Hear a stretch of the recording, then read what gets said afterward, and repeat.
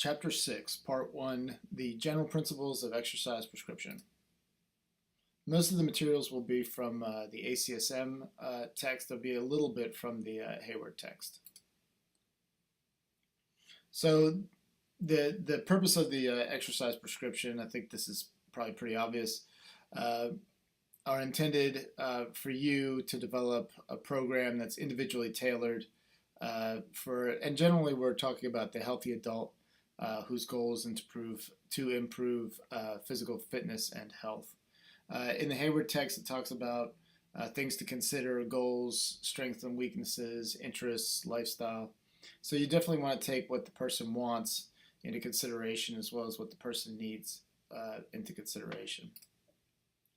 So you're going to follow the basic FITT principle: frequency, intensity, time, type, and then all of that will kind of come together to create the total volume, and then you'll want to figure out how do you progress these individuals. So you'll start, some individuals may start at a fairly basic level, and then you want to work up from there, and you want to get everyone to the point where they're meeting the physical activity recommendations. How far they exceed it, that may change from person to person, but you want to definitely at least progress the people to where they're meeting the recommendations.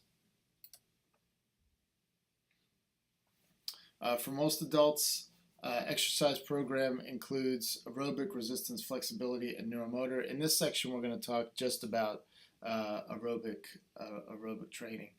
And some individuals want to or need to include only some of the health-related components of fitness in their training regimen or exercise, less than the suggested by the guidelines of the chapter. They're doing some stuff. They're doing some stuff with their work. That's what that's referring to, or they are not able to complete due to low fitness, and they'll work up to getting the recommendations. So performing some exercise is beneficial, especially in inactive or deconditioned individuals. Something is better than nothing, and for that reason they should be encouraged, except where there's a safety concern. And this is where I talk of, mentioned briefly about progression. Even if this is what you have as a obese, deconditioned, somebody that with disease issues, chronic disease issues, and they can't do much, that's fine. Your starting point is low, but you want to make sure that they improve their fitness, and then at some point, hopefully in the not too distant future, they are meeting the exercise recommendations, at least the base recommendations.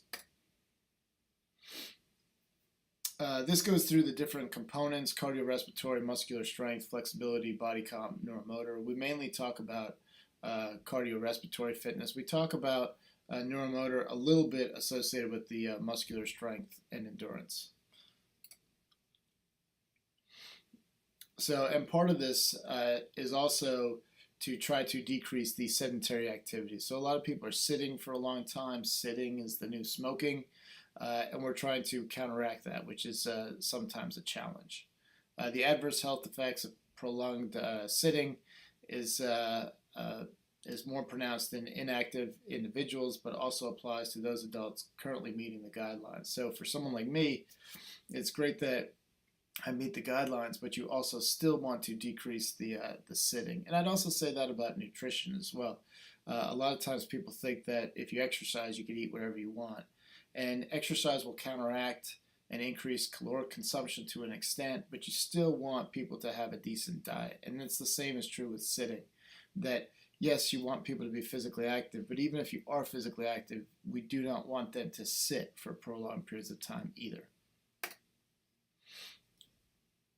Musculoskeletal injuries may be reduced by including a warm-up and cool-down, stretching, gradual progression of volume and intensity. And that cool-down, the warm-up and cool-down are really critical. You want to make sure that with the warm-up, it can be a dynamic warm-up. You want to make sure that those muscles are physically warmed up, and that's going to help increase the hormones that are produced, which will help make the exercise a little bit easier, as well as it will just make the muscles in those areas physically warm, so they're more likely to be able to stretch. So and that will decrease the risk of injury. With cool down, you want to make sure that people cool down as well. There's a couple of reasons for that. One, if somebody's going to have an adverse cardiovascular response, they have that in your facility where you could see them, as opposed to if somebody just leaves, then you don't see them if they have that adverse response. Also, with the cool down, it helps keep those adverse responses from happening to start with. And that's probably the biggest key. So for young adults, it's probably less of an issue, but especially with older individuals that may have cardiac issues, that cool down is critical. Do the stretching after the warm-up. The risk of cardiovascular complications, which is of particular concern in middle-aged and older adults, can be minimized by following the pre-participation screening. That's why we had those chapters. Beginning a new program of exercise at light to moderate intensity. Start easy and then go slow. Employ a gradual progression of the quality and quantity of the exercise, but definitely make sure that you progress. Oftentimes what you see is that people will start with low levels of activity and then kind of stay there. The client is happy because the program is easy, but you will not see any real progression for those individuals. You won't see improvement. You're not optimizing health. So you want to make sure that that progression is there. Bone health is of great importance. Loading exercise, weight-bearing exercises. So with bone health, the issue is that by physically bending the bone a little bit, and it's a very little bit, you increase the bone remodeling that occurs, and exercise will help with that. But the key is that there needs to be some sort of load put onto the bone. So weight-bearing activity puts a load on the bone. Resistance exercise will also put a load on the bone. And this is where I have an issue with swimming is great, and swimming, this effect is probably a little bit less. But definitely with water aerobics, it's not weight bearing, and that bone aspect is much, much less. An individual's goals, physical ability, fitness, health status, schedule, physical and social environment, and available equipment and facilities should be considered when designing an exercise program. So you're dealing with all the issues that a person comes in with. One thing that's health status. Yeah, health status is listed there. So a lot of times, especially with the older individual, you're dealing with their physiologic and their orthopedic issues that they're coming in with. So they could have cardiovascular disease, they could have diabetes, they could have orthopedic injuries. These are probably the three most common things that you're seeing with people. Obesity would factor into that as well. So people are coming in with issues, and you just have to deal with it. You just have to develop a program that works around whatever problems an individual might have. So this breaks down a little bit of the time components. If somebody has basically an hour to work out, this works fairly well. 5 to 10 minutes of warm-up, 20 to 60 minutes of conditioning, depending on how much time you have. If you want to break it up into multiple bouts of 10-minute sessions, that's fine. And that's just as effective as one single longer bout. And that's great for exercise breaks as well, if that's the way a person gets their exercise done. Cool down of 5 to 10 minutes, and then stretching for 10 minutes after that. The frequency of exercise, 3 to 5 days a week for most individuals, and they break that down based on intensity as well. So it's at least 3 to 5 days if you're doing moderate activity, and 3 days of vigorous is good, but pretty much don't do any more than 5 days a week of vigorous is typically what's recommended. So frequency of more than 3 days a week, and a plateau and improvement with exercise done more than 5 days a week. So really, the more than 5 days a week is not particularly recommended. You'll see some runners that try to run every day, and they call them streaking. So it's not like streaking, running down streak naked, but it's streaking in the sense that you're trying to have a streak and how many days straight you can run. And people might have that with exercise as well, resistance exercise or whatever, and that is really not recommended. We want people to have a rest day. We don't want people to exercise for multiple days in a row without rest. And if you do more than 5 days a week with aerobic and resistance exercise, it increases your risk of musculoskeletal injury. And really what you see with the overtraining issues, this would be overtraining, that the individuals have the musculoskeletal injury, then they could also have, they just get weak and tired. And when they're weak and tired, it increases their risks of getting sick, simply just getting sick. So having a cold, upper respiratory tract infection, you're worn down. You're worn down can potentially lead to other types of issues as well. I don't know how good the data is for that, but definitely for upper respiratory tract infections, they've seen that a lot in runners that run a high amount. So you don't want to do high levels of activity without rest. Now, what I add into that is that sometimes for individuals to be at the elite level, they need to do these high volumes of activity. It may not be healthy, but in order to reach the elite status, and that's the goal of the individual, they'll exercise they'll do much more than the recommendations. And that's really at the discretion of the individual. But if you're trying to solely, or your biggest goal is to improve health, then you want to make sure that you're working around these parameters. Moderate intensity activity done at least 5 days a week. And basically the amount of moderate activity that you could do is pretty limitless. So there's no upper criteria. I'd say for aerobic exercise, doing more than 5 hours a week of aerobic activity, that's oftentimes would be considered kind of the upper limit of benefit. But really for moderate activity, there's really, you could do quite a lot, and it's fine. So we give the minimum recommendations, but there's less of a maximal recommendation. I mean, if somebody's working at Amazon and they're on their feet and they're working 10 hours a day, and they're doing that 4 or 5 days a week, then maybe they start reaching the upper limits. But for most of us, it would be pretty difficult to reach an upper limit. The intensity of the exercise, there's a positive dose response. So the more activity you get, the better it is for you. The minimum threshold of intensity for benefit seems to vary depending on the individual's cardiorespiratory fitness, their initial fitness level, or other factors such as age, health status, physiologic differences, genetics, habitual activity, and social and psychological factors. So, sometimes what you see is what one person could do, another person can't. So you see runners that'll run 80 miles a week, 100 miles a week. They can do it. You can argue whether it's good for them or not, but they can still do it. I could not do it. I could not run 100 miles a week. It would literally kill me. It would break my body down. I'd be sick.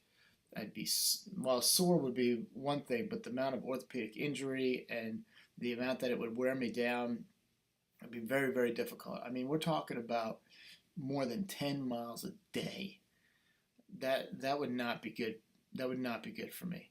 Other people can do it. So that's where you have the genetic and the physiologic factors coming into play, that what one person is able to do, another person, it would have a much different and much greater or less of an effect. So those are some things that you need to kind of factor into the equation.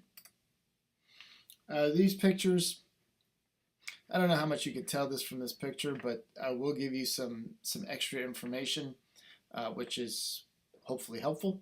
So one of the things with these different types of activities that I'm going to talk about is which activity do you get the most bang for your buck with? And really, you get the most bang for your buck with running. Whether it's on the treadmill or not, doesn't really matter. But you get the most bang for your buck with running. You're able to use your legs efficiently and to a high level. And you also have some upper body swing that you got going with it too. So use your upper body a little bit, but your use of your upper body is not limiting your ability to use your lower body. So when you have the arm and leg bikes and you have the arm and leg elliptical machines, there your arms are going to fatigue, and your arms are limiting how fast and how much your legs can get engaged. So oftentimes for those, even though you're using your arms and legs, the treadmill is still oftentimes better. And even with like an elliptical, if you don't use your arms, usually you can reach just as high, if not a higher level, than if you use your arms and legs together. The use of the arms kind of makes it an inefficient type of movement. So the inline skating is good. A lot of these things, especially inline skating and the Nordic skiing, come down to, and rowing too, come down to skill. And if you're highly skilled at doing these activities, then you may actually expend just as much, if not more, than something like the treadmill. But the fact of the matter is most people do not have the skill to be highly adept and efficient at these movements. Swimming would be another example as well, where efficiency is an issue. And if you're not efficient, then you're going to fatigue more quickly. So the stair climbing, oftentimes with stair climbers, with any piece of equipment, you should not be holding on, except for the Nordic skiing and the rowing. It's built in that you're using your arms, but otherwise, if you're on the treadmill, if you're on a stair climber, you should not be using your arms. You don't use your arms when you climb up steps for the most part. You're not using your arms when you're walking, so you should not use it when you're on an exercise piece of machinery. We did a study when I was in grad school, and we looked at the treadmill. I did do a VO2 max on inline skating, and that was pretty similar to the treadmill from what I can remember. We did it on the stair climber, Nordic track, cycle, rower, and the order that it kind of came out in was the treadmill was number one, the Nordic ski machine was number two, but the key really was developing some level of skill to be able to use it well. And then the stair climbing and the rower kind of came in next, and then the cycling was last amongst those. We didn't evaluate aerobic dancing. I would say the same thing, that you need to have a level of skill as well to really get a whole lot out of that. So that's what this slide kind of talks about as well. It's about efficiency and not fatiguing a certain muscle group out. So even though you're using your upper body is getting fatigued, and that's kind of driving the rest of your fatigue. So you're really not getting as much out of it as you would if you do a more leg dominant type of movement.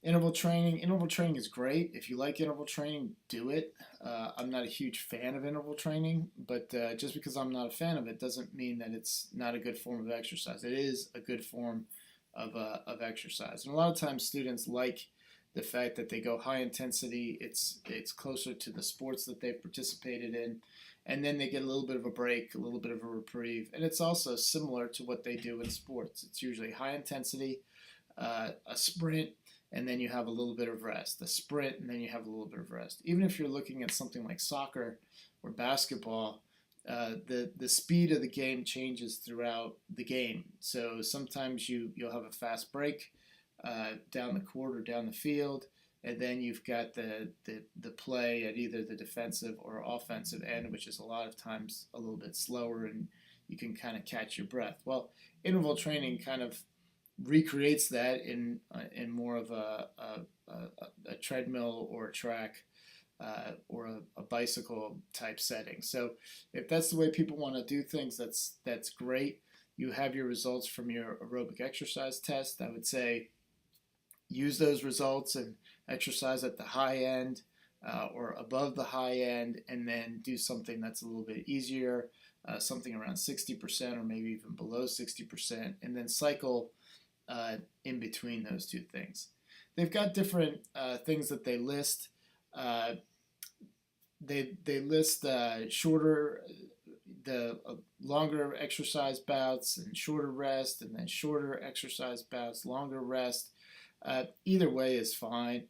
Typically, it's all dependent on what intensity you're exercising at. So if it's a really high intensity, then people tend to take a longer break or a longer active recovery. If it's it's a high intensity, but a high intensity you can maintain, like 80, 85, even 90% of their VO2 reserve, then then the break time is typically shorter, either equal to the amount of exercise or even sometimes half the amount of time of exercise. Whoops. So improvements in cardiorespiratory fitness can happen within 3 months. It's similar or superior to steady state exercise. Generally, the thought process is to, or what's been said is, if you want to improve your lactate threshold, you have to do interval training. It gets you used to going faster, which is also beneficial from a neuromotor perspective. But if you wanted to improve your VO2, then it was more the longer distance, moderate duration, moderate intensity, or moderately high intensity. Something around 70% of your VO2 reserve, and that would help that. So you can kind of think about what you want to do, and either is a fine. If you want to keep the same intensity for a longer period of time, that's fine. And if you want to do interval training, that's fine as well. You just want to make sure that you're reaching the recommendations. During interval training, several aspects of the prescription can be varied depending on goals of the training session and fitness of the client. Sometimes interval training is a good way to work with the sedentary, deconditioned individual, because they can't do a whole lot. So whatever you do is kind of a little bit high intensity for them, and then you take a little bit of break. Then you do another bout, then another break. So the interval training works with people really at every level of fitness. And then there's also now this high intensity interval training. So the difference between interval training, standard traditional interval training, and the high intensity is really the high intensity. You're looking at more that maximal level of activity for an amount of time. So there's partially a fair amount of overlap, but it really concentrates more on the higher end of activity. And if people want to train that way, that's fine. There's nothing wrong with it. So when it breaks down the intensities, and this is what we did with the lab, we did 60% and 80%. So 60% is the low end of vigorous, the high end of moderate. I'll be curious to see what you guys thought in the lab about the 60%. Usually people think the 60% is actually fairly easy and not very difficult. You can go lower than 60%, and that's probably appropriate for some individuals. But a lot of times what I find is that if you're gonna work out and if you're gonna get on the treadmill, you want to do something where you get a decent workout in. So people don't necessarily want to go particularly slow. Now, if you're going for a walk with a significant other, and you may end up more in the moderate range, but there your goal is okay to get a little bit of physical activity, or if you're involved with active transport, you get some physical activity. But your goal is, I'm going for a walk with my significant other. That's a big part of my goal. My goal is to walk to work, or my goal is to bike to work. So you're also getting the added benefit of getting some physical activity, but you're not necessarily going for a workout. What I find, especially in your age group, is that if you go for a workout, it's most likely going to be somewhere in the vigorous zone. And what you guys have to watch out for is that it's in the vigorous zone, so somewhere between that 60 and 80% is a good place to be. If you start going above it, 90%, 95%, you're just not going to be able to maintain for an extended period of time. And that's what I find what students do, and that's why they say, "Oh, I don't like to run. I hate to run," because they're not pacing themselves appropriately. This breaks it down, and as much as I like this graphic, this table, what I find interesting about it is, how is it practically useful? If you don't do a VO2 max test, if you don't find out your max capacity, it's really not much of much use. You need to do those calculations. You need to figure out what's your VO2 reserve. You need to back calculate a speed or an intensity and kind of figure out what that feels like. And I'll be honest with you, in most times, people just estimate. They just guess. They say, oh, set the treadmill at this, go at this intensity. They'll use ratings of perceived exertion, things like that. But they're not really calculating it out. And I feel like we can calculate it out. We should calculate it out. So this kind of gives a breakdown, which is great. A lot of times people don't do it, but I really think you can use this as a guide, and you should really try to do this as much as possible. So they break it down very light. It's 30% of your VO2 reserve. If you're exercising at 30% of your VO2 reserve, it's uncomfortably slow. Light is 30 to 40. You might do this type of activity. When I play with my kids, I went on a bike ride with my daughter. Yeah, I might have been in this zone, but again, my goal was to ride my bike with my girl, who's 8 years old. So my goal was not to get this great bike workout. My goal was to spend some good father-daughter quality time. And that was my goal. So okay, I may have been more in the light zone, but that's okay based on what my goals were for that activity session. Moderate, those are the types of exercises that you're working, but it still feels very easy. The vigorous, the 60% of vigorous and the 80% of vigorous, you have that experience of what that feels like. And then you have the high intensity near maximal, which it's difficult to maintain for an extended period of time. If people exercise at their VO2 max, typically they can maintain it for anywhere for 2 to 5 minutes is what you can maintain your max. So if you went back and you did a warm-up and you set the treadmill at whatever the top speed was that you were able to go, and you just went at that, you'd probably be able to do it for anywhere from 2 to 5 minutes. It gives you a breakdown of RPE levels. It does some stuff with 1 rep max. They merged the chapter together with different levels of fitness. It gave some VO2 levels or percentages of VO2 that people feel comfortable at. So methods of estimating absolute intensity of exercise. You can look at caloric expenditure, oxygen uptake, which is really what I find to be the most interesting. And then metabolic equivalents. I'm not a fan of those in one way because I feel like we should be using the VO2 values. But because it's used in so many settings, it's really the go-to measure. We calculate things in met minutes. That's what we use, so that's what you got to work with. Whether I like it or not doesn't really matter. I wish we did VO2 minutes or milliliters per minute by some sort of time increment, but we don't do that sort of thing. So they use METs. METs has its value. The different methods, and we did this in lab, heart rate reserve. We didn't do the percentage of heart rate max. We did percent VO2 reserve and percent MET or MET reserve. Methods for estimating intensity. Ratings of perceived exertion.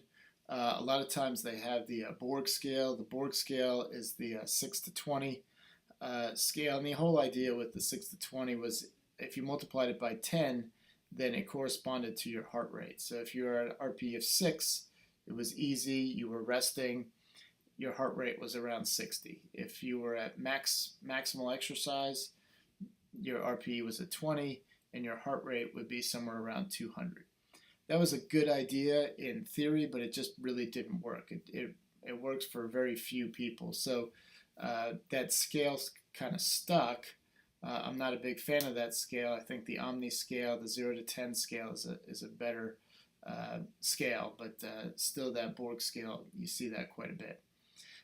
You could use the talk test. Can you talk during the exercise? If you could talk during the exercise, then it's probably more of a moderate or a low vigorous intensity.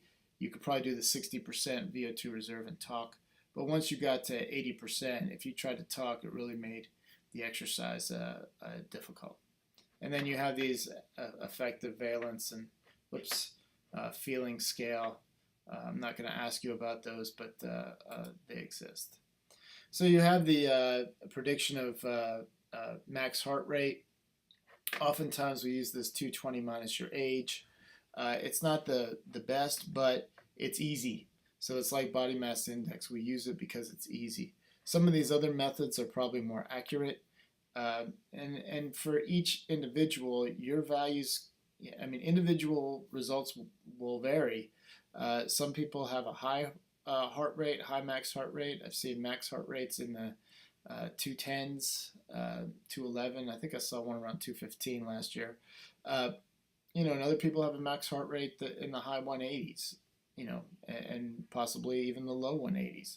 So there's a great deal of variation. If you average them all, then these formulas work. But when you look at the individual, there's a high degree of variability. And that's why I say, hey, if you're able to, and now these heart rate monitors are more and more common, that you should try to get a max heart rate and work off of that. This goes through the different methods. This is what we did in lab. I love this. I hope you appreciate what I did for you. These are the formulas that they give, and I tell you that the conversion factor is 26.8. Here, you have to look right here to figure that out. So mile per hour to meters per minute, 26.8 is the conversion factor. So I figured, hey, let's just throw that into the equation to start with, because we work with miles per hour.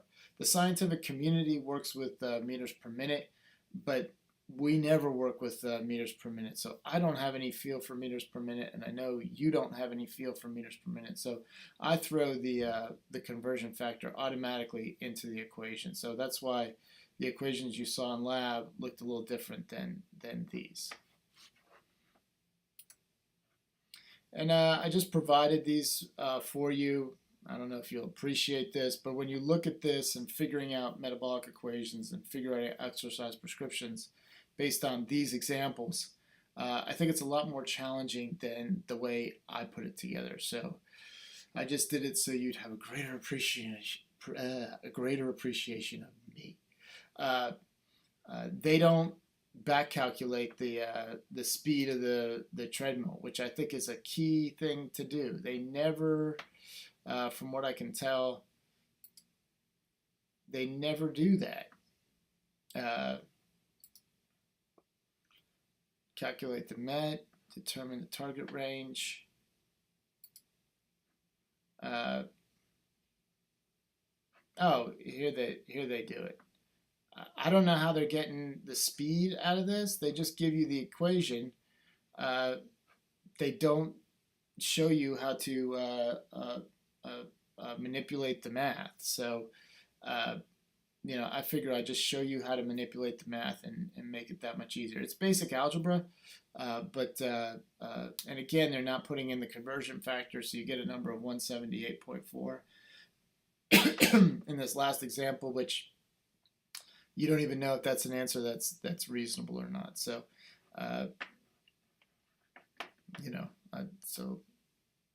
I switched it up, and I hope you find that those adjustments are helpful. And that's it.